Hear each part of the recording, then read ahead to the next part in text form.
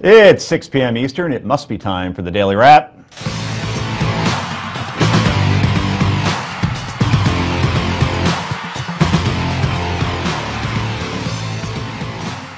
And thanks to the folks at Goodyear for that wonderful shot coming in here live. And welcome to the show. I'm Joe Concha, joined by SiriusXM radio star Rick Unger. Having a bad hair day, Joe. It's going to be a tough hour. If that is your hair. Philly Legal Eagle and former Phillies Batgirl. Wow, who knew? Heather Hansen is here as well. And new to the Daily Wrap, entrepreneur superstar Susan Solovic. Welcome. Thank you. Another girl wearing red tonight. Yeah, Okay, enough chit chat. Let's fire up the Daily Download.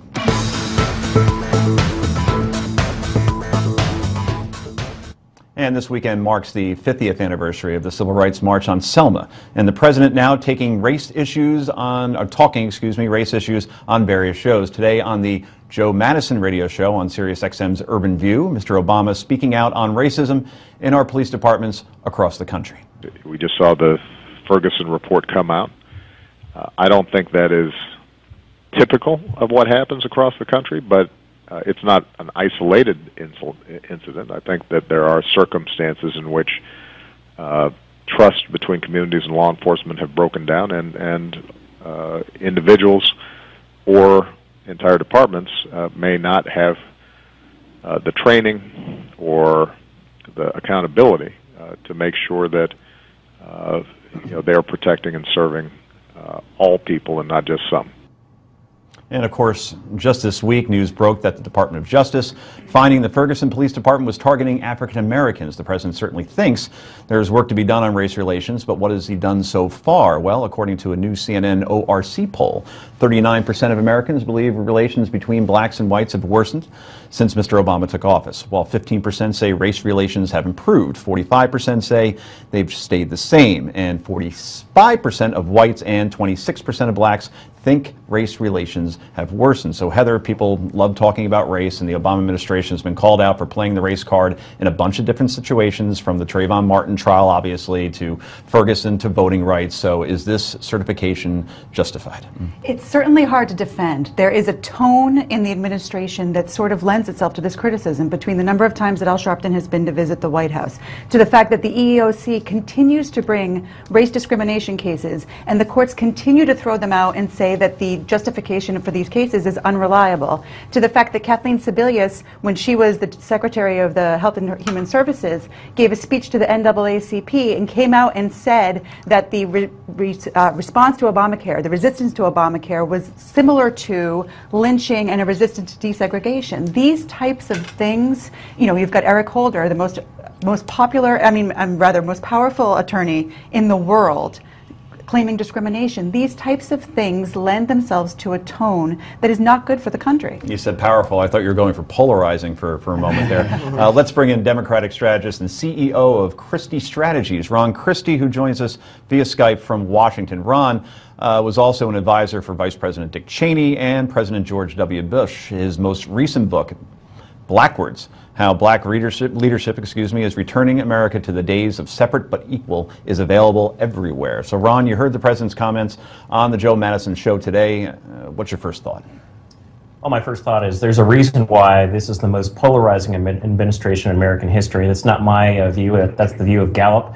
I think this president, from his inception, his beginning of time in office, when he talked about America being a nation of cowards, his attorney general saying very, very divisive remarks about race, has led to a pattern where we find the president on the eve of a very historic celebration, a historic memorial of the 50-year anniversary, of course, of Bloody Sunday, only seeming to add fuel to the fire. And Heather's commentary was exactly spot on. Of this administration seems to rather than revel in the fact that you have the first president of the United States and the first attorney general who are African American, they seem to make excuses for this country and seem to insinuate and always castigate America for being racist rather than celebrate the diversity that we have. Hey, Ron, it's Rick.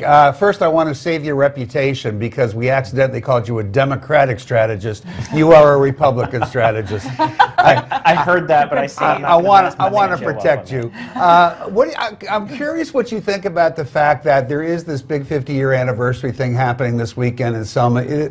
a critically important event, and yet not one member of Republican leadership in Congress is going. Would you comment on that? I would, Rick. I have a piece coming out in the Daily Beast tomorrow. It says the Republican leadership needs to get their you-know-what down to Selma. Yeah. You have the former President Bush, 43, who was the last president to reauthorize the Voting Rights Act. He'll be in attendance. President Obama, he'll be there. Dozens and dozens of members of Congress will be there from both sides of the political aisle. And I think it sends a bad message, a very tone-deaf message, when you have the leadership in the House and the Senate, for whatever reason. I don't know whether they're on the golf course, I don't know whether they're fundraising, I don't know what they're doing, but they need to get their tail down to Selma and be a part of this very historic celebration. I'm so glad you're saying it. You know, people like yourself, people like my radio partner Michael Steele are saying the same thing. I mean, they're just tone deaf. But I want to follow up a little bit on what you said in your first comment, what Heather was talking about. Don't you think it's a little bit unfair to blame the issues with race on the Obama administration? Look, we had Trayvon Martin, we had what took place in Ferguson. Isn't that really what's driving people's opinions on race in America?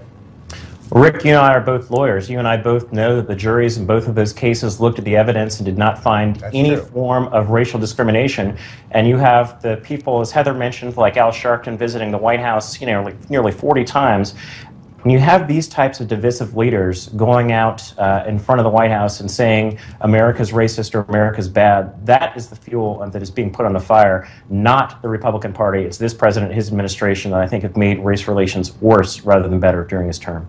Ron, it's Joe again, and you are the Mariano Rivera Republican strategist, by the way. Let's make that very clear based on the background in your office there. Do you think this was just Eric Holder just looking for something to grab onto? In other words, with Officer Wilson, obviously they tried to pin that whole thing on him.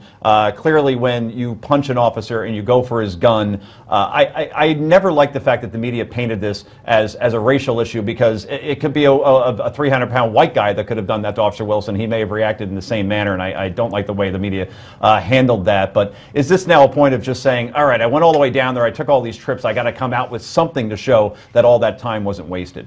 You're absolutely right, Joe. Look, he had to give the race hustlers something. If you look at the percentage of population of African Americans in Ferguson and versus the crime that's been committed, of course, when you have a city with that demographics, you're going to have an overwhelming number of people of color who are committing the crimes. It's just a demographic issue. So, unfortunately, this Attorney General had to give the race hustlers something they could sink their teeth into. Well, Ron, thank you so much for joining us from Washington. Enjoy 1789, a great restaurant down there, and we appreciate you joining us. Pleasure. Congrats to the show, guys. And this is the Daily Wrap. We have some breaking news on New Jersey Senator Robert Menendez, and ain't good for him. This is the Daily Wrap, only on Newsmax TV.